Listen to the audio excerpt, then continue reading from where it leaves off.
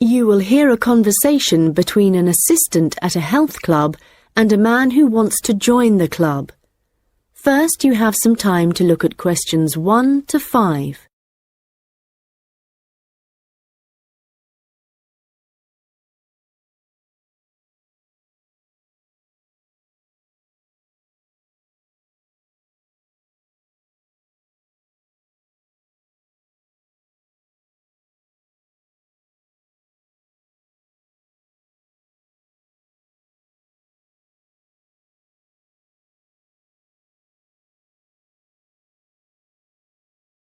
Hi, can I help you?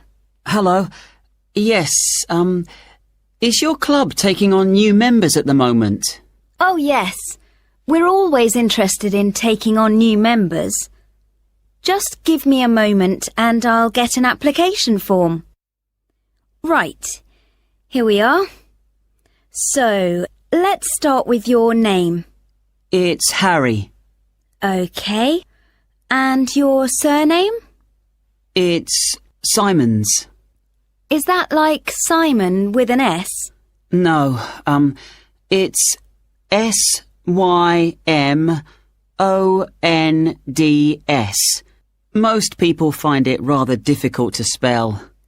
I see. It has a silent D. I guess a lot of people miss that. Now, let me see. Can you tell me when you were born? Yes, certainly. The 11th of December. Thanks. And the year? 1996. Okay, good. Now, are you thinking of becoming a full-time member? Probably not. What kind of memberships do you have? Well, we also have off-peak membership, which is between 9 and 12 in the morning and 2 and 5 in the afternoon. And then we do have a weekend membership. So a weekend membership is just Saturday and Sunday? Yes, that's right. Okay. Well, that's not going to work for me.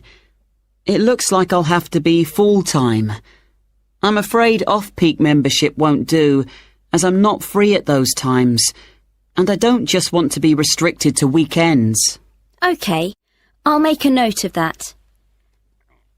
Right, we have several facilities at the club, including a gym, a swimming pool, tennis and squash courts. What activities are you planning on doing? Well, do you have badminton? Yes, we do. And table tennis? I'm afraid not. Well, not at the moment anyway. Oh, okay. Well, I'm also very keen on swimming, so I'm glad you have a pool. I'll certainly be doing a lot of that. Okay, I've got that. Will you be using the gym? No, I'm not interested in that. Okay. So just let me work out what the cost will be. Yes, that comes to £450 for the year. You can choose to pay annually for the full year or monthly. It's up to you. Oh, I'd prefer to pay regularly in small amounts, rather than have a large amount to pay in one go, if that's okay. Sure, that's fine. Right, I've got the most important details for now. Before you hear the rest of the conversation, you will have some time to look at the questions 6 to 10.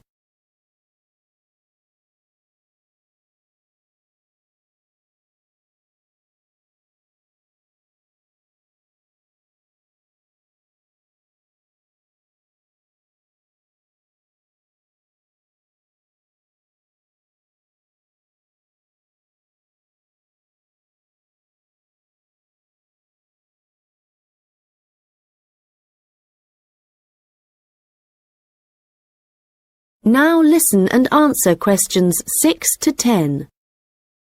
So, I'd just like to ask you a few questions about your lifestyle, if that's okay with you. Yes, that's fine. Do you do any regular exercise at the moment? Yes, I do a bit. Good. And what do you do? Well, every few days I go jogging. Yes, that's good. How long do you go for? Well, it varies. I guess it depends on how energetic I'm feeling. Yes, of course. Every little bit helps. Do you have any injuries at the moment? Well, I did break a bone in my foot playing football a long time ago, but that's all healed up now. But in the last few days, I've realised I have a bad ankle. I think I must have injured it last week, and it's a bit sore now. But apart from that, I'm fine. Right. I guess you might need to rest it for a few days to let it recover. Yes, I will. So, let me just ask you what you want to achieve by joining the club. Do you have any targets or goals? Well, I suppose my main aim is to build up my fitness level.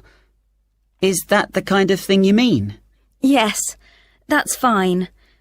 All the activities you're going to be doing should certainly help you with that. Okay.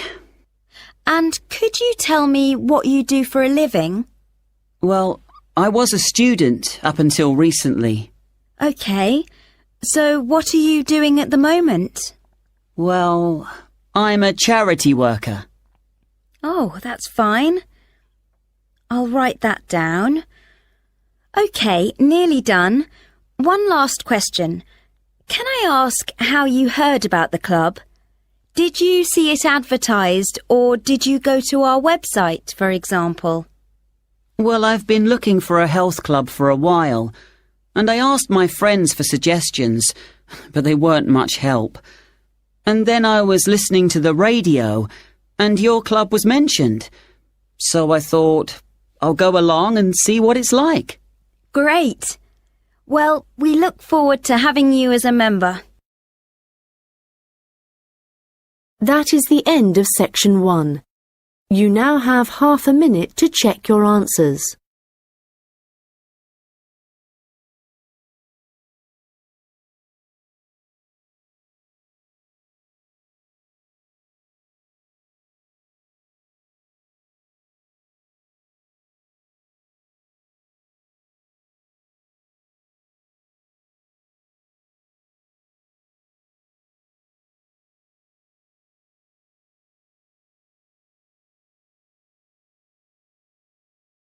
Now turn to section 2. Recording 48. You will hear a hotel manager talking to her staff about the arrangements for an event to be held at the weekend. First, you have some time to look at questions 11 to 15.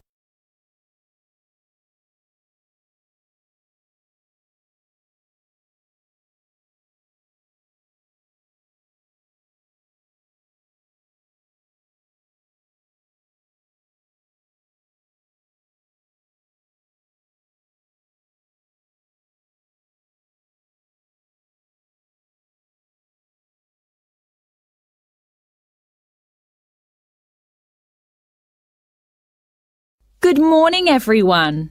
I hope you're all feeling okay after the activities of the last week or so.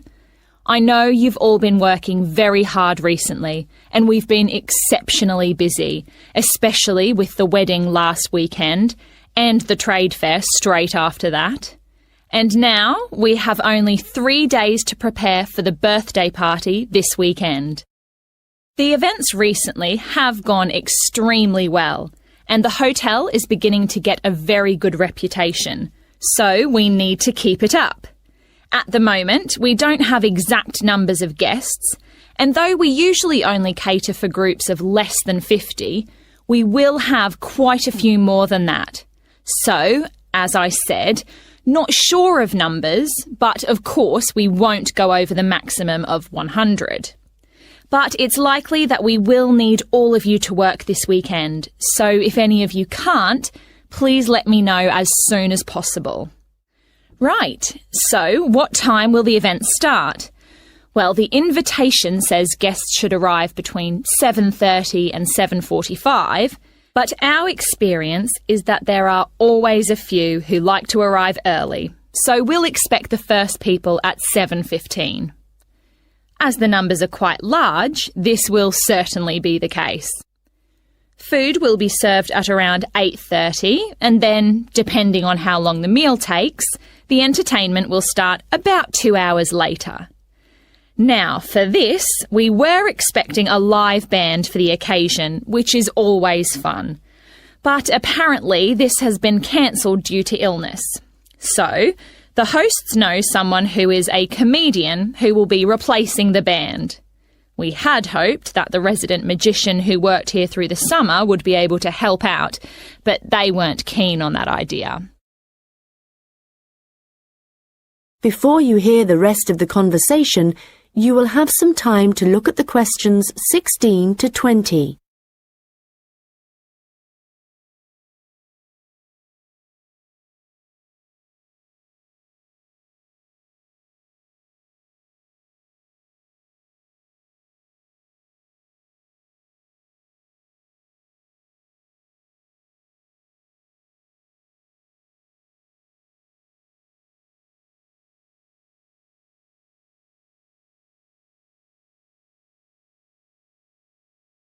Now listen and answer questions 16 to 20. So, I'd just like to go through who's doing what when the guests arrive, and I think we'll make a few changes from the last party held here. If I remember correctly, it was Olav who coordinated the task of providing the guests with drinks. Or was it Ahmed? I'm not sure. But Gary asked to do it this time, so that will be his job. There's been no decision yet on what the drinks are going to be, but I hope they decide soon in case we need to order something special. Now, for receiving the guests' coats and hats, it's important we have someone experienced doing this, as we don't want guests losing their belongings. And Monica, last time this was your responsibility. Susan, I know you wanted to do this, but as the numbers are quite high for this event, I won't make a change here. Right. Now, last time there was some confusion as to where guests were supposed to go once they had deposited their things, and we had guests roaming around the whole hotel. So, Ahmed and Olav, I believe you discussed the problems with Susan and thought she would be good at guiding guests after they had arrived. And I'm fine with that. Right, and now for some general instructions. Once the guests have arrived, they will be in and around the lounge area, and then at around 8:30, we need to get them to move to the restaurant for their meal. This often proves difficult and can take a long time, so I will ring a bell so that everyone knows it's time to eat. Hopefully, this will speed things up a bit. Also, for this event, there'll be a seating plan, so the guests won't be able to decide for themselves where to sit. They'll have to sit according to the plan. There will be a plan on each table, and I've been thinking about where to put the master plan so everyone can view it before they enter the restaurant. As they'll be spending quite a while in the lounge, I've decided to also put a plan there. This should speed up the start of the meal. Once the meal starts, you'll all be very busy waiting on the tables, and I'm sure I don't need to tell you to be good-humoured and polite to all the guests. The organiser of the event will be saying a few words, and so will two of his colleagues. So, when the speeches start, all activity must stop in the restaurant, so that the three people giving them can be heard. This shouldn't take long, and it should be towards the end of the meal. After that, the guests will move back to the lounge for the entertainment. So, I think that's it. Any questions? Come and see me later. That is the end of section 2. You now have half a minute to check your answers.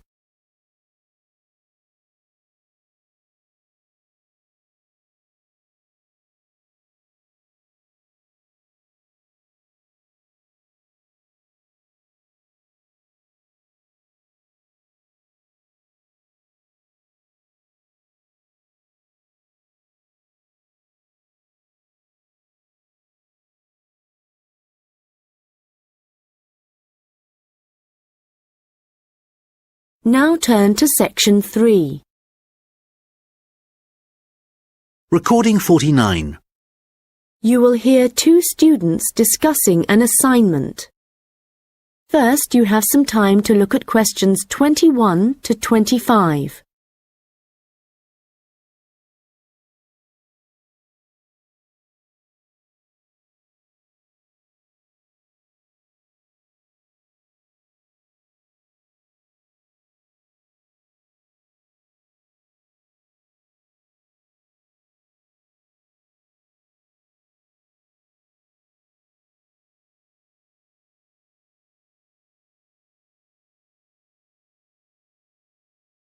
Hi, Melanie.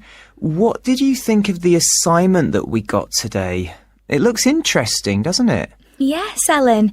I've always been interested in recycling, but there's a lot of research to do. Yes, there are a lot of things I'm unsure of, so it's going to be good working with you. OK.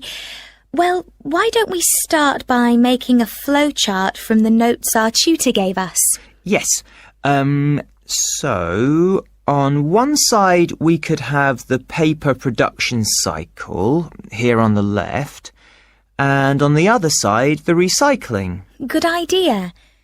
Let's start at the top with the production.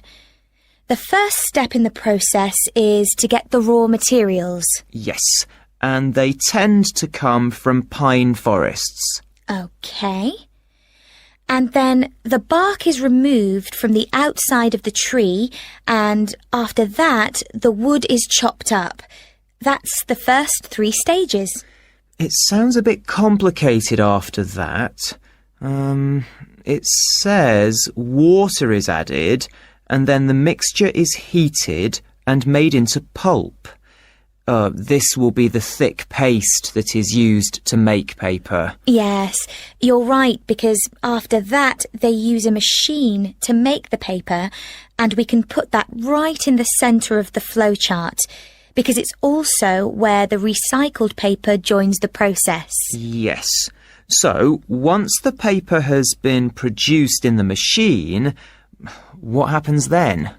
Well, I think we should write print as the next step, because this is when newspapers, magazines, etc. are produced. And we could also add that they have to be distributed to stores and people's homes. Right. Then the recycling bit starts.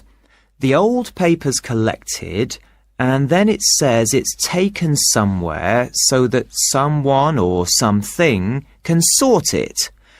I imagine there are different kinds of paper, or things like paper clips that need to be removed. Yes. Let's have a step after that. Now, how did our tutor say they do this? Oh yes, it involves chemicals. So, how is your chemistry? Well, not very good, I'm afraid. But this is how they remove ink, so this is definitely going to need a bit of research. Right. The last step in the recycling section is similar to the last step in the production process, with heating and pulping, before the cycle begins again.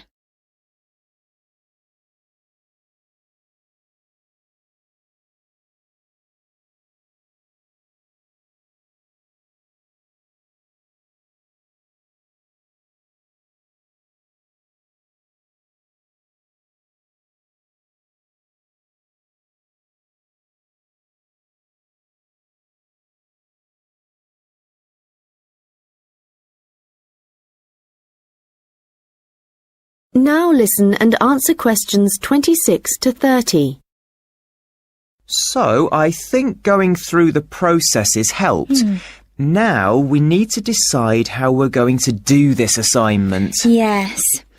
I guess what we need to do is take the processes and divide them up between us. But we could start thinking about an introduction. Yes, okay. Well, I can start doing that. I think I have enough to go on already. Good. and there are a few areas where we need a lot more information. I think I'll start with something easy. Let's say the paper collection. I could go to the resource centre to do some research. Well, I think a better idea would be to approach someone who's involved in the process. What about contacting the council? Oh, good idea. Yes, I'll do that instead.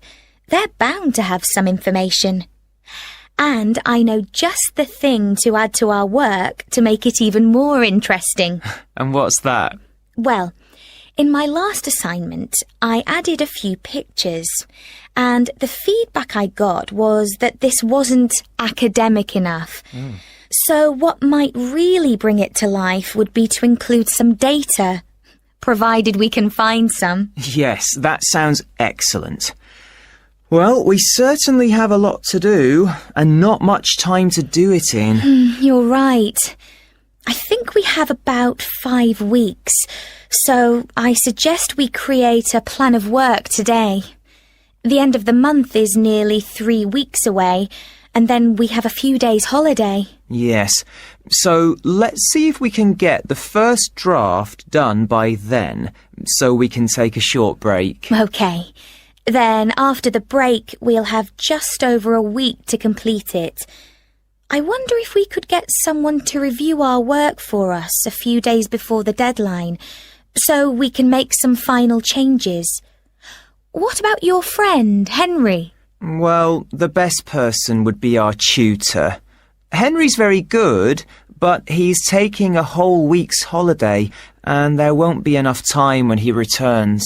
Okay then, that's fine. That is the end of section 3. You now have half a minute to check your answers.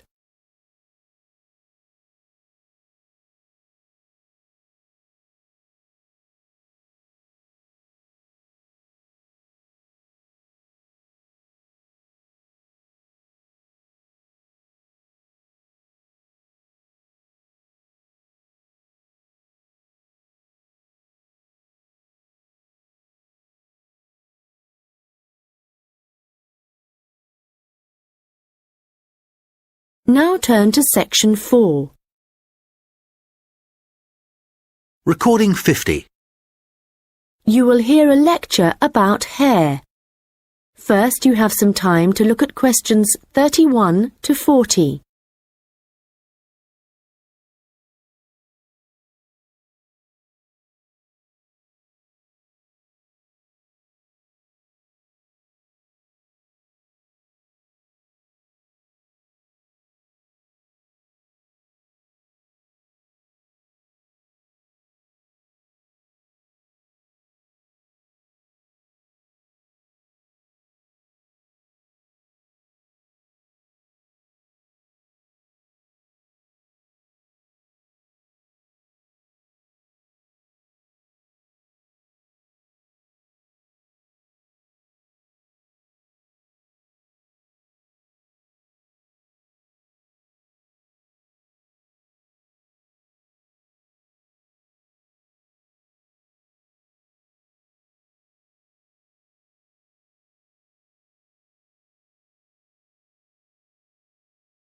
Now listen carefully and answer questions 31 to 40. Good morning, and welcome to this lecture on hair, which is a part of the human biology course. This lecture covers a number of facts about hair, its structure, and what can affect the general health of hair. So, first of all, what is hair, and why do we have it? If we look back at our ancestors, we'll see that they had a lot more hair on their bodies than we do now. And there are, or were, 2 main reasons for having hair. One is to provide warmth, but as humans have worn clothes for many years, body hair has significantly reduced. The other is for protection. And again, this isn't as significant as it was once. But hair does still benefit areas of the body, such as the head and around the eyes. Now, hair whatever it is for and wherever it is on the human body, is composed mainly of a protein called keratin. This, by the way, is also found in fingernails. In fact, it's keratin which makes them flexible, and without it they would be very rigid. Another interesting fact about hair is that it is very strong as iron, in fact. One single strand can support a weight of up to 100 grams.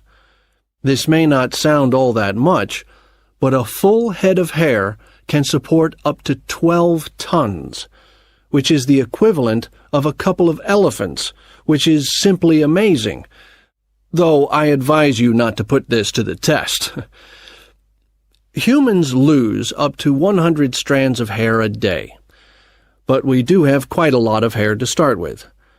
There's some variation depending on hair color, but for an average adult, the strand count is 100,000, so losing 100 a day is not too bad.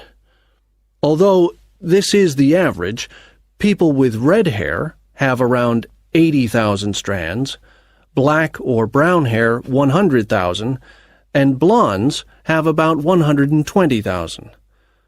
So, hair used to be important for the reasons I mentioned earlier, but nowadays I'd say the main importance of hair is the fact that it is big business. Apart from the money involved in hair cutting, shaving, trimming, etc., a fortune is spent just on hair products. In the UK alone, consumers spend over £5 billion each year on these.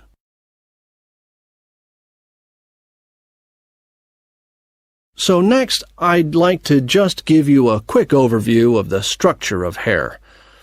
As you can see, along the length of the hair, there are three main parts, called the bulb, the root, and the shaft. A single hair is fixed at one end below the skin in the bulb. The bulb acts rather like a cap. It encloses the end of the hair in the head. The next part of the hair is the root, and this is the part of the hair which lies just beneath the skin, and, in terms of hair production, is the most important. This can be considered the control center for each strand of hair, and is where the glands are found. These produce oil, which flows along the length of the hair, and the health of the root determines the overall health of the strand of hair. The last part is the shaft, and this is the hair which is above the skin, and is, of course, what we can see. Fortunately, this is not active, and I say fortunately because otherwise it would be very painful to have your hair cut. And finally, I'd just like to go over a few factors that impact on the overall health of hair. Like every other part of the body, our diet, that is, what we eat, is extremely important to the condition of our hair. But whereas a change in your diet to, for example, eating unhealthy foods will soon be noticeable in your skin, changes to your hair will take a lot longer. A change in diet today could take several months to have an effect on your hair. And so, what is the key to healthy hair? Well, eating a balanced diet is the most important thing. There are a number of vitamins that are vital for good hair health, the main ones being vitamins C, D, and E. And in a balanced diet, all these vitamins should be readily available. If you need a boost of vitamin C, for example, one of the best things to eat are blueberries. For vitamin D, the best examples are fish, mushrooms, and eggs, and for vitamin E, nuts and seeds. Right, so let's go on to what it